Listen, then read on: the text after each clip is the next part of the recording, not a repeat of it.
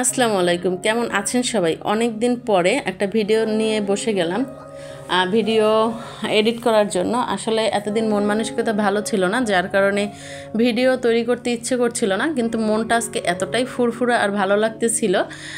সব কিছুই ঠিক হয়ে গেছে, যার কারণে মনটা ভালো, দেশের পরিস্থিতিও ভালো।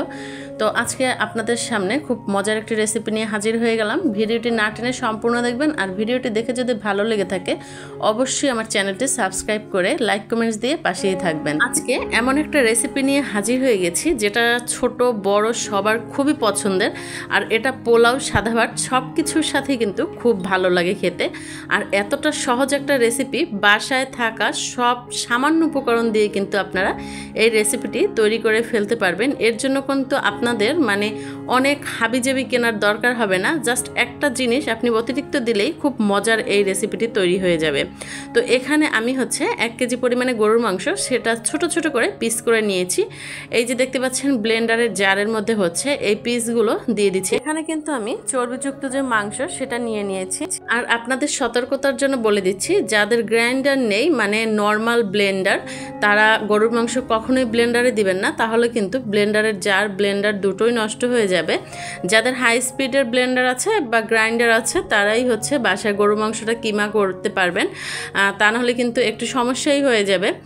তো এখানে দেখতে পাচ্ছেন আমি গরু মাংস কিন্তু কিমা কমপ্লিট করে নিয়েছি। এখানে তেল চর্বি যুক্তই মাংসই আমি এখানে নিয়ে নিয়েছি। এখানে যে বাড়তি মশলাটার কথা আমি বলেছিলাম সেটা রাঁধুনির কাবাব মশলা। কাবাব মশলাটা দিলে কালারটা যেরকম সুন্দর হয়, খেতেও ভালো লাগে। আর এরকমের আপনারা রাঁধুনির প্যাকেট কিনেই নিতে পারেন, সেখান থেকে আমি 2 চামচের মতো দিয়ে দিয়েছি। মরিচের গুঁড়ো দিয়ে দিচ্ছি 1 চামচ, যে যেরকমের ঝাল খান সে সেরকমের মরিচের গুঁড়ো দিবেন। এখানে পরিমাণ মতো লবণ দিয়ে দিচ্ছি, আর এখানে দিয়ে দিচ্ছি গোলমরিচ ক্রাশ করে, সেটা 1/2 চামচের মতো হবে, ততটুকুই দিয়ে দিচ্ছি, তা নাহলে ঝালটা একটু বেশি হয়ে যাবে।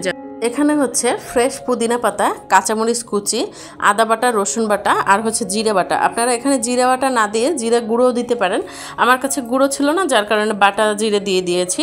আর দিয়ে দিচ্ছি 1 চামচের মতো লেবুর রস, লেবুর রসটা অবশ্যই দিবেন। আর এখানে পেঁয়াজ দিয়ে দিচ্ছি 1/2 কাপ পরিমাণে। এখানে আমি যেহেতু গরুর মাংসের কাবাব বানাচ্ছি, যে কোনো কাবাবে কিন্তু পেঁয়াজের পরিমাণটা একটু বেশি লাগে।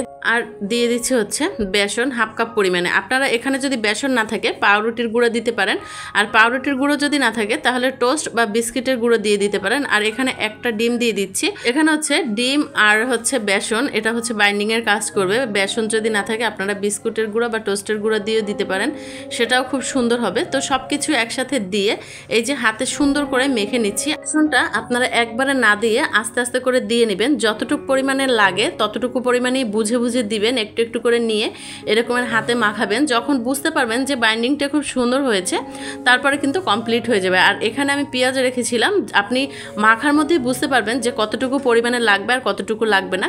তো এরকমের একটু একটু দিয়ে তারপরে হাতে মেখে নেবেন। আর এই যে মাখতে মাখতে দেখতে পাচ্ছেন যে কতটা সুন্দর হয়েছে, আর বাইন্ডিংটা কিন্তু একবারে পারফেক্ট হয়েছে। এরকমের যখন মাখা হয়ে যাবে তখন আপনারা বুঝতে পারবেন যে কমপ্লিট হয়ে গেছে। আপনারা যখন দেখবেন বাইন্ডিং কমপ্লিট হয়ে গেছে, আপনারা সুন্দর করে চপের বা কাবাবের শেপ দিয়ে নেবেন। আর আমি কিন্তু এখানে কাবাবের শেপটাই দিয়ে দিচ্ছি। চপ আর কাবাবের শেপ কিন্তু গোল হয়, যার কারণে আমি গোল শেপটাই দিয়ে দিচ্ছি। আর এটা বিফ কাবাব, যেটা খুব সহজে তৈরি করা যায়। আর এটা যে কোনো গেস্ট আসলে আপনারা বাসায় তৈরি করে ডিপ ফ্রিজে রাখতে পারেন, কিন্তু খুব মজা। একেবারেই সাধারণ বাসায় থাকা সামান্য উপকরণ দিয়ে কিন্তু আপনারা এটা তৈরি করে ফেলতে পারবেন।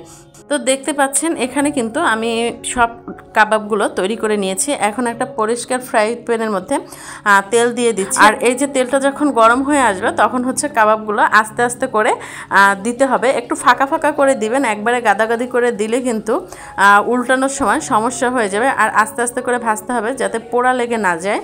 যখন দেখতে পাবেন যে এক সাইড লাল হয়ে গেছে তখন কিন্তু এরকমের উল্টে পাল্টে দিবেন। যারা পুরাতন রাঁধুনি তারা তো অবশ্যই বুঝতে পারছেন, না বললেও হবে। আর আপনারা দেখতে পাচ্ছেন যে কালারটা কত সুন্দর আসছে, আর ফ্লেভারটাও কিন্তু অসাধারণ। আপনারা এভাবে বানিয়ে নেবেন বাসায় গেস্টদের জন্য, এরা খুবই পছন্দ করবে। আর বাচ্চারাও খুব পছন্দ করে, ঝাল একটু কম হলে কিন্তু বাচ্চারা খুব মজা করে খেতে পারে। আমার কিন্তু এখানে ভাজা কমপ্লিট হয়ে গেছে কিছু।